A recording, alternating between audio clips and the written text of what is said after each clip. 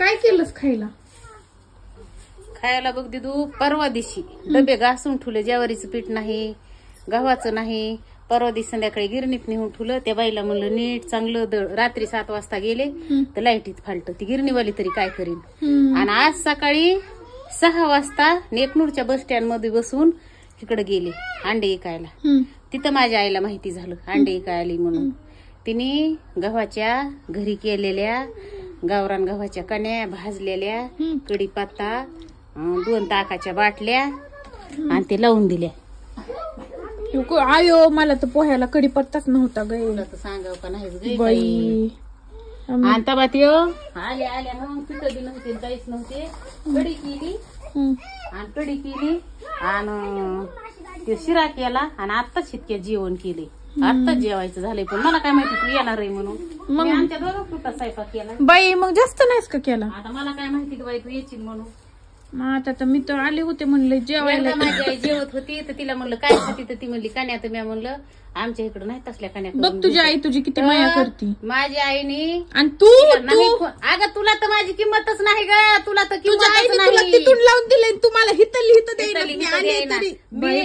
ती नातोंडापाशी तिने तेवढं लावून दिलं. तिच्या फोन मध्ये बॅलन्स नव्हतं. मग मी बी शिवांश, तू बी शिवांश मोठा झाला त्याच्यापाशी लावून देत ना माझ्या तुला. मग तुझ्या आईने तुला दिलं म्हणलं तू मला द्यायला पाहिजेस ना. अगं दिदू मग तू तुझ्या आईसाठी काय घेऊन गेली? का आपली फॅन भेटली होती ह्याच्यात ना कुणाला राग येऊन देऊ नका. तर ती म्हणली तुमचे व्हिडिओ आमचे सगळं घर कंटिन्यू बघतय. पण ती पोरगी आईपाशी कुठंतरी राहायला होती. तिथे आईपाशी राहायला आली. 2 लेकरं नवरा बायको आणि हे बी तिथंच आहे. ती सून नोकरीला आहे. सगळं घरातलं काम करून नोकरीला जात आहे. ती पोरगी काय म्हणती त्या व्हिडिओ मधल्या मावशीला बघ रानातलं काम आहे, जनावर आहे, डोर आहे, तरी लिकीला डबा करून देती. आणि मम्मी तू घरी येईल आणि असून मला डबा करून द्यायलाच म्हणली. तुमच्या व्हिडिओच्या नादाने आमची पोरगी पार बिघडली बघा.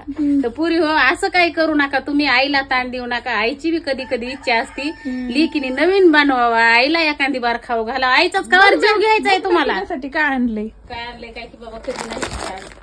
डाळ आणली बाई. डाळ काय आपल्या घरी नाही का ग बाई? मग मी आणली तरी कशाला आणली डाळ? तुला खायला. मला खायसाठी नाही. ह्याच्या मागे काहीतरी कारण असेल.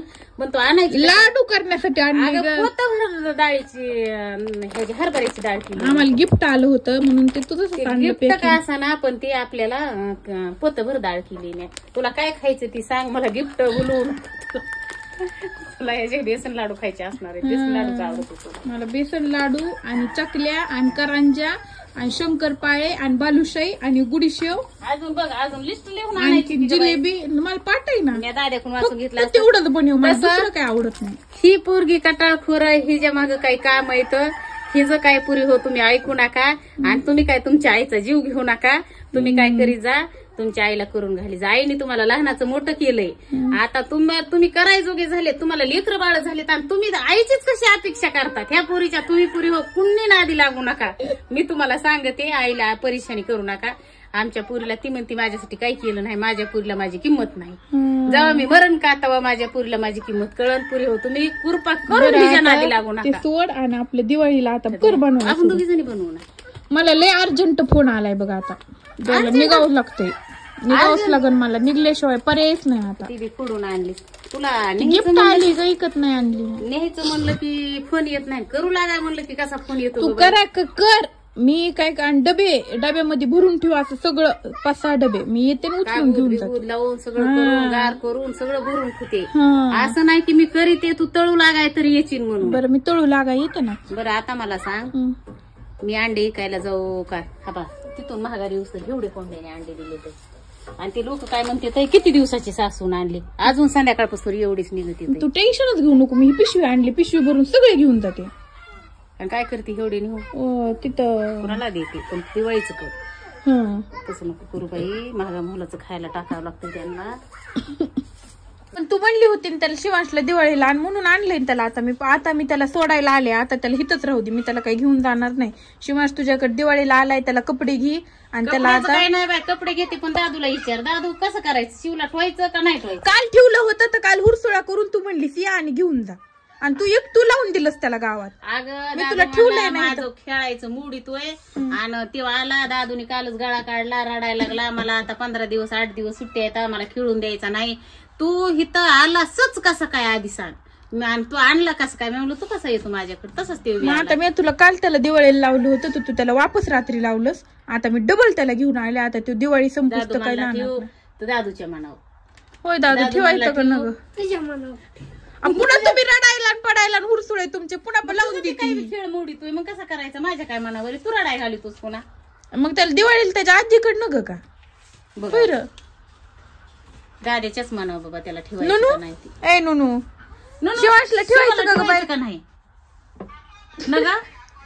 मग मी येते तुमच्या संग. आपण गावात दिवाळी करू. मग हे सामाईन बिमाईन आणलेलं भरांडे कुलपू लावून चला आपण गावात जाऊ. तिथं आता नवीन घरी झालंय ना किचन. ते सगळं किचन झालंय का? किचन झालंय, दरवाजे झालेत, खिडक्या झाल्यात, फरशी झाली. मग तिथं बी जमतंय करायला. फक्त पाणी नाही तर पाणी बोर चालू आहे ना दारात. मग दादू जावा का तिकडं? मी अरे मग त्याला नग का आता तू हिता बी त्याला येऊन द्याय ना. मग आता तिकडे तरी घेऊन जातो. मी जाते त्याच्या तिकडं. म्हणजे तुझं काही बी केलेलं मोडायचं नाही. नो मी जाऊ का शिवच्या नव्यान घरी? तुला यायचं का शिव सोबत? न ग ह्यांचा खेळ मोडीतोय आणि हे काय करतोय? हिला फटका ठेवून देतोय. येऊ काय दाद्या फटका मारतो बिचारीला. ते बसला खेळत. तिच्या कानातले हरपलं. शिवबा खेळतो सोन्याचं हरपलं. कुठं शाळेत हरपलं? कधी? चेन हरपला. चेन माहिती कानातलं वैर दादू कानातलं हरपलं तिचं. निघला असं ते. कसं खेळत आहे बघ चिमक.